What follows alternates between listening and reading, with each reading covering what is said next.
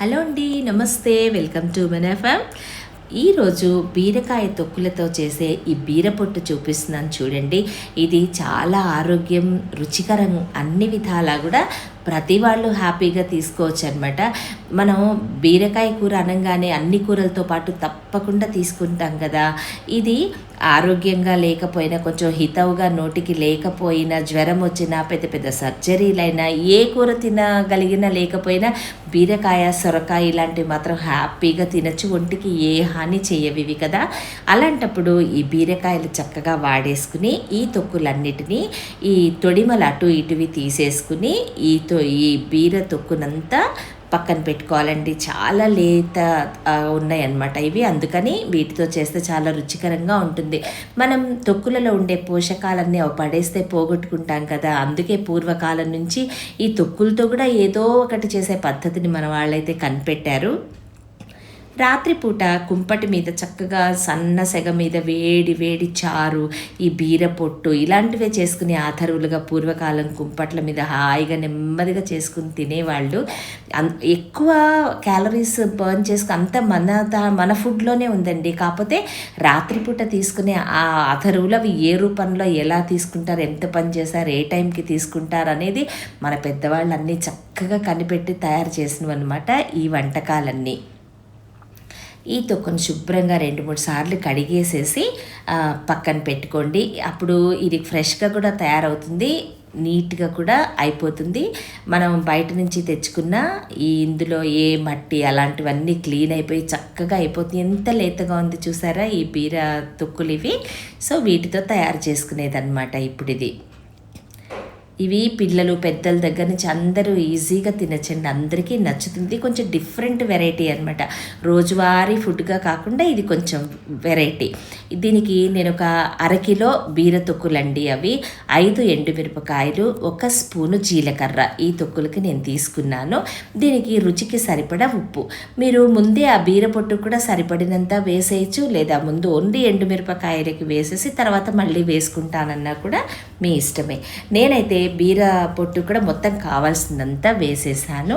కొంచెం పసుపు, కొంచెం ఇంగువ వేసుకుని దంచుకోవాలండి. కోర్స్గానే అనమాట, అంటే బరకగా దంచుకోవాలండి.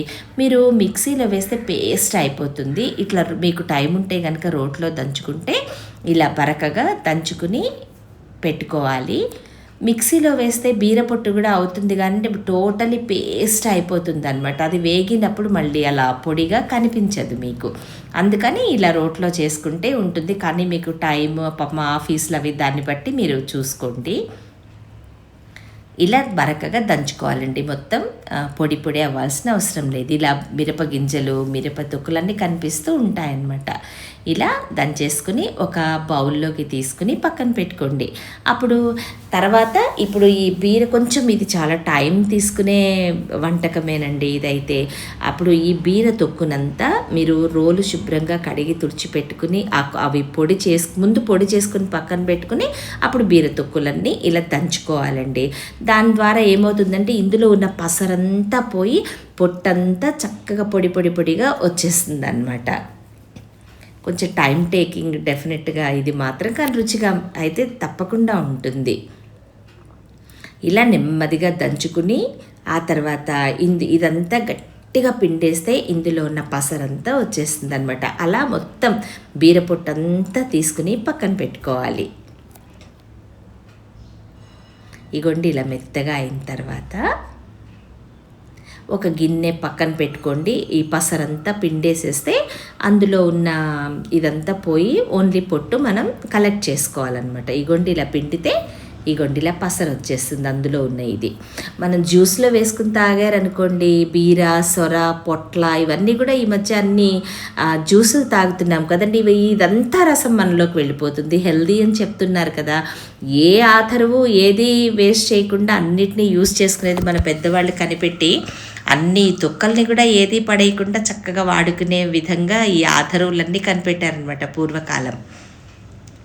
మరి అప్పుడు రాత్రిపూట ఈ కర్రీ పాయింట్స్ అవి లేవు కదా, చేసుకునే తినాలి మరి. ఇగోండి ఇలా పొట్టంతా కలెక్ట్ చేసుకుని ఒక ప్లేట్లోకి రెడీ పెట్టుకోండి. ఉన్న బీర తొక్కులన్నీ ఇలా దంచుకుంటూ ఇలా పసరు తీసుకుంటూ ఆ తర్వాత ఆ పొడంతా కలెక్ట్ చేసుకోవాలండి. ఇలా మొత్తం తీసుకున్న ఈ పొట్టుని ఇగోండి ఇలా పొడి పొడిగా అయిపోయింది చూసారా. ఇందులో మనం ఇప్పుడు దంచుకుని పెట్టుకున్నాం కదండి, ఈ మిశ్రమాన్నంతా కలిపేయాలి. ఎండుమిరప, ఉప్పు, జీలకర్ర, ఇంగువ దీన్నంతా దీని మీద వేసేసి ఈ బీర పొట్టుకంతా కలిసేలాగా అంటేలాగా మొత్తం కలుపుకోవాలండి. స్పూన్తో అయినా చేత్తో అయినా సరే. ఇగోండి ఇది చూడడానికే బాగుంటుందండి. ఇది ఇంకా నెయ్యిలో వేగిన తర్వాత ఇంకా దీని రుచి అయితే ఇంకా బాగుంటుందన్నమాట. ఇలా చేత్తో కానీ స్పూన్తో కానీ మొత్తం కలిసేలాగా ఇవి మీరు దంచినప్పుడు చిన్న చిన్న ఈనెలు ఉంటే కనుక తీసేసేయండి, గొంతుకు అడ్డుపడతాయి. లేతవి బీరకాయలు కాబట్టి ఎక్కువైతే ఉండవు, ఎందుకంటే మళ్ళీ కొంచెం ఇగోండి ఇలా వస్తాయి చూసారా. ఇవన్నీ మీరు ఏరేసేసుకుని తొక్కునంతా చక్కగా నీట్గా ఈ పొడికంతా అంటేలాగా పెట్టేసుకోవాలి. ఇప్పుడు బీర పొట్టంతా పొడి పొడి పొడిగా మనకి తయారైపోయింది చూడండి. ఇగోండి ఇలా కలుపుకుని అట్టు పెట్టుకోవాలి. ఈ ఈనెలన్నీ ఇప్పుడే నీట్గా చేసేసి పెట్టుకున్నారంటే అఫ్కోర్స్ ఇది బాగా వేగిపోయాక కూడా అవి పంటి కిందకు వచ్చినా అవి నలిగిపోతాయండి, గొంతుకు అడ్డుపడే ఉండదు. కానీ పెద్ద పెద్దవైతే మాత్రం క్లీన్ చేసుకోండి. ఆ తర్వాత బాండ్లు పెట్టుకుని వేడెక్కాక ఒక 4-5 స్పూన్స్ నెయ్యి వేసుకోవాలండి. ఇది చిన్న స్పూనే.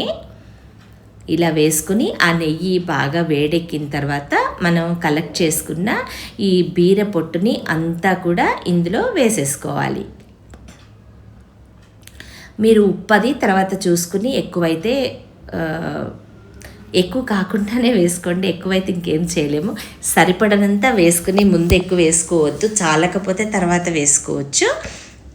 ఎక్కువైతే మళ్ళీ ఒక బీరకాయని తరగడం మళ్ళీ అదంతా మీకు పని అవుతుంది. ఇలా వేపుకుంటూ ఇవంతా వేగడానికి 20 to 25 minutes ఖచ్చితంగా పడుతుందండి. ఎందుకంటే సిమ్లో నెమ్మదిగా వేపుకుంటూ ఉండాలి. ఒకవేళ నెయ్యి అది మీకు సరిపోలేదు, మరీ డ్రై అయిపోయినట్టు అనిపిస్తే మధ్యలో ఒక్కొక్క స్పూన్ నెయ్యి వేసుకుంటూ బాగా వేయించేసుకోవాలండి. కరకరలాడేటట్టుగా ఉండాలన్నమాట. మీరు ఈ బీర పొట్టుని ఒకవేళ ఇది నిలవ ఉంటుందండి, ఒక రాత్రి 2 రాత్రులు అట్లా పూర్తిగా ఎండిపోయాక కూడా వేయించుకోవచ్చు. అప్పుడు ఇంకా ఫాస్ట్గా వేగుతుంది, మొత్తం తడిపోతుంది. కాబట్టి ఇగోండి ఇలా దగ్గరగా అయిపోయి ఆ పొడంతా కొంచెం అయిపోయి కరకరలాడుతూ అనిపిస్తుంది మీకు. అప్పుడు స్టవ్ ఆఫ్ చేసుకోవాలండి. కొంచెమే అయిపోయింది చూసారా. ఇంతవరకు నెమ్మదిగా సిమ్లో వేపుకుంటూ ఉండాలండి. ఇది మీరు పక్కనే ఉండక్కర్ల, పనులు చేసుకుంటూ కూడా మధ్యలో చేసుకోవచ్చు. అప్పుడు రాత్రిపూట ఏ ఆధారం లేదనుకున్నప్పుడు ఇవి చాలా బాగుంటుందండి. ఇది అసలు అన్నంలోకి. అంతా అయిపోయాక స్టవ్ ఆఫ్ చేసుకుని ఒక బౌల్లో తీసుకుని సర్వింగ్కి రెడీ అయిపోయినట్టే.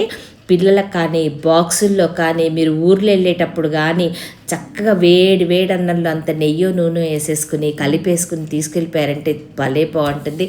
మీరు తయారు చేసి ఎలా కుదిరిందో మరి నాకు చెప్పండి. Thanks for watching. ఇంకో మంచి టాపిక్ తోటి మళ్ళీ మీ ముందుకు వస్తానండి. Thank you.